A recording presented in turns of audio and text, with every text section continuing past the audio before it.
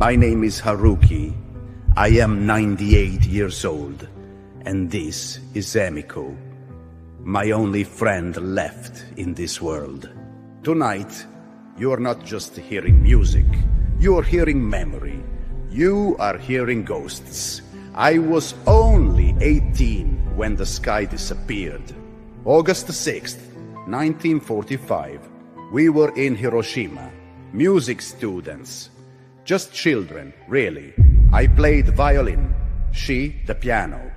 We were practicing in a classroom together. We were supposed to perform a duet that afternoon at school.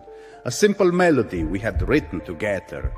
It was innocent, gentle. It had nothing to do with war. I had spent weeks building up the courage to tell her I loved her. But before I ever could, the sun fell from the sky. There was no warning, no sound. Just a white light so bright, it felt like we had been erased. Time didn't exist anymore. I remember opening my eyes and not understanding what I was seeing. I thought I had died. Everyone I knew, gone. I was buried for hours. When they pulled me out, my hands were burned, my left eye blind. My violin case splintered like firewood. I never saw Emiko again, or so I thought. I spent the next 70 years believing she had died with the others. I never married. I never played again. Every note reminded me of the life we lost, of what I didn't say. Then, 7 years ago, a letter arrived. A survivors organization in Japan reached out, said someone named Emiko Sato had asked if I was still alive. I cried for 3 days before I could even call her. We met in silence. There were no words that could reach the pain between us. She had survived too. She had burns down her spine, lost her parents, her baby brother. She thought I was dead too. We sat on a bench, just two old people, broken by history. And then I said, "Do you remember the song?" She smiled, a tiny smile, and she said, "Yes, I never forgot." So we played. We hadn't touched our instruments in decades. Our hands didn't move the way they used to, but the music came back like a river after the drought. We're not here tonight to impress anyone. We don't have long left on this earth. What you're about to hear is the song we were meant to play 80 years ago.